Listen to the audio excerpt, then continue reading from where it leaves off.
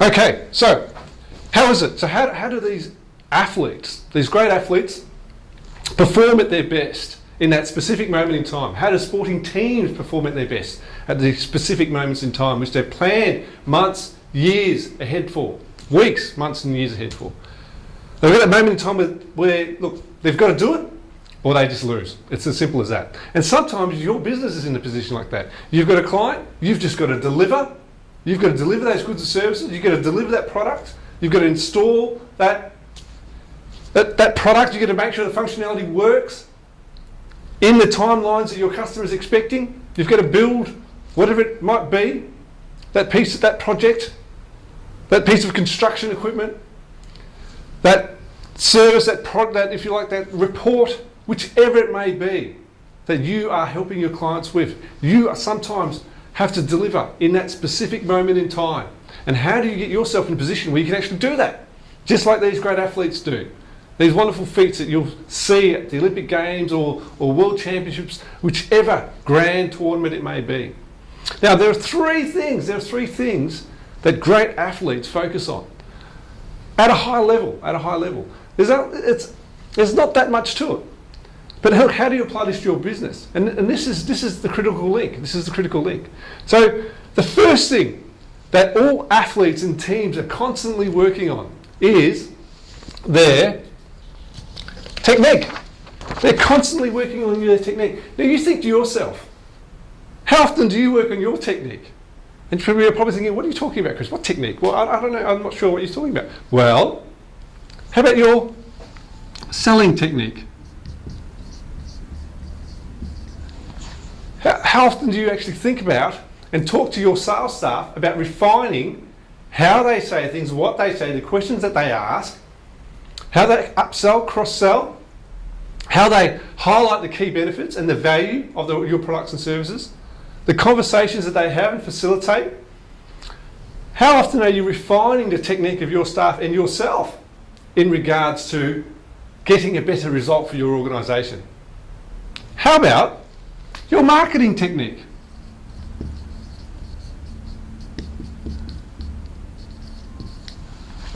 How often are you testing the results of your marketing campaign? How often are you testing the activities in your marketing campaign, what works and what doesn't, how you refine your copy, and how you phrase your key benefits? How do you get that engagement?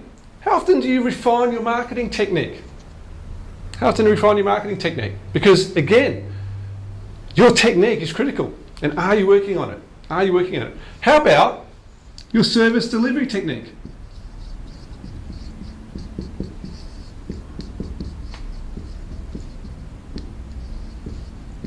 How are you working on your service delivery technique? That relationship, that interaction with your clientele when it comes to delivering the service or completing that product or installing that product.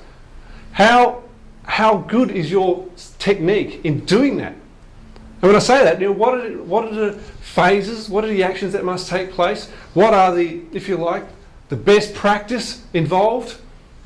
Is it clear to your staff how they should go about their work? And are they improving that? What are you measuring to make sure that they're actually improving that? So these are all techniques. How about after sales service?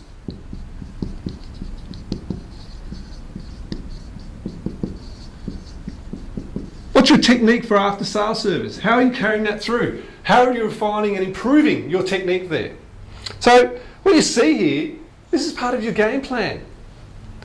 When part of the technique of a team is their game plan. Well, how are we going to execute this appropriately? What are we working on to improve our selling technique, our marketing technique, our service delivery technique and touch points, our after sales communication and relationship building? What's your technique and are you refining that in your business? Because guess what? World-class athletes and leading teams, football teams, sporting teams of any kind are always working on their technique as part of their preparation. Secondly, what do elite athletes do and teams do? They work on their strength. Whether it's endurance or whether it's power, they're working on it. They're constantly refining it, getting it better, And how do you, what's your strength in your business? Have to think about what your strength in your business is. How do you work on the strength in your business? Well, part of the strength in your business are alliances. What alliances do you have with companies that are not competing against you, but share the same marketplace, share the same clientele? What partnerships do you have to build the strength of your business and the people who cooperate and help you procure clients and help you deliver services? So, what alliances do you have? How about staff? Staff recruitment. How good is your staff recruitment? Because your staff will add to your strength depending on how resourceful and how effective they are. So, how are you working on your staff recruitment at all? And your staff motivation. Because how efficient your staff are will increase the strength of your business. What are they in the game? Do they believe in what you do? Do they believe in what you offer? Because if they do, and they're bought into what you're trying to do, you've brought a vision of your business, that increases the strength of your business. How about workflow and documentation?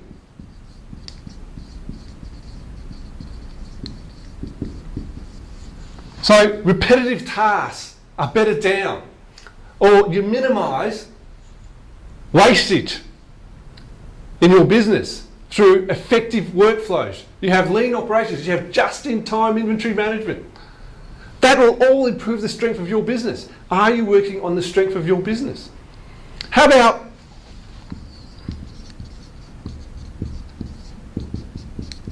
asset utilisation? Or staff utilisation, if your staff are your assets that actually generate income. Asset or staff utilisation. Are you working on how effective you use your assets, the amount of hours that they're producing versus the number of hours they're not, or your staff, how effective are your staff? How much write-off is there? How much wastage is there in your production process? How effective are you using your assets? How good are your workflows? Are they documented and ingrained, the ones that work, and refined as well? Not just ingrained, but refined. How good are you recruiting the right people and motivating them? What are your alliances like with non-competing like businesses? Because that all adds to the strength. So are you working on your strength? And the third item is psychology. Psychology is the third item that great athletes and great teams work on. And what is that? That mental preparation, the ability to know and focus that they're going to do what they have to do. And how do they do that? How do they get there? Well, part of it from a team perspective is culture. What's the culture of your business like? And from the culture comes your accepted behaviours.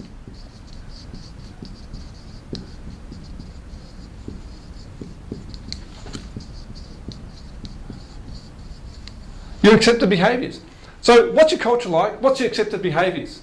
And what drives your culture are the values, your values. The values that you have, that you cascade to your business.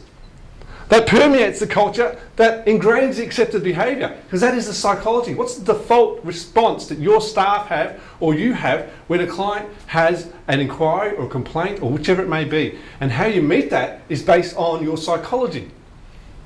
Your psychology and how you're prepared to deal with those situations, how your staff are prepared to deal with those situations. And when you've got a team of people working for you, what are your team rules? What are your team rules? Where are we going with all this? As in, what are we trying to achieve? Is it clear to all your staff? Because in the end, this has to be linked back to your vision. Because what you want to do is you want your staff to have the right psychology to deliver the vision that you have for your products and services. Because that's what we're trying to achieve. So you think about a great athlete or a great sporting team. What do? They work on their technique. They work on their strength. They work on their psychology. Constantly. So that when it comes to the big day, when it comes to that moment in time which they have to perform and execute, they are ready to go. They're ready to go. So what are you doing? What are you doing in your technique? Whether it's selling, marketing, service delivery, after sales service, what are you doing in your strength, your lines, your staff, your workflows, your asset utilisation? What are you doing in your psychology, your vision, your team rules, your values, your culture and accepted behaviours? What are you doing to get the most out of your business? So, I hope you enjoyed that and can take that away and use that appropriately in the coming months. So, now, make sure that you make some comments, you subscribe to the YouTube channel, because there'll be plenty of these videos coming out, that's for sure. And look, I'm just here to help, and I'd love to be able to serve you and your business, take it forward and move forward like I have for my current clientele and what I've done for myself as well. So I'd love to be able to serve you. Subscribe to our video, have a look on our web pages, which I'll list below, for any upcoming seminars that we might have, which may be free. So you can come and meet with like-minded people and collaborate, and also ask me some questions if you like on a face-to-face basis. So on that note, just remember, darkness is the first enemy of mankind. So make sure you surround yourself with people that enlighten your day, enlighten your staff, so you can get the most out of your life and get the most out of your business. So I look forward to speaking to you in the future. Bye for now.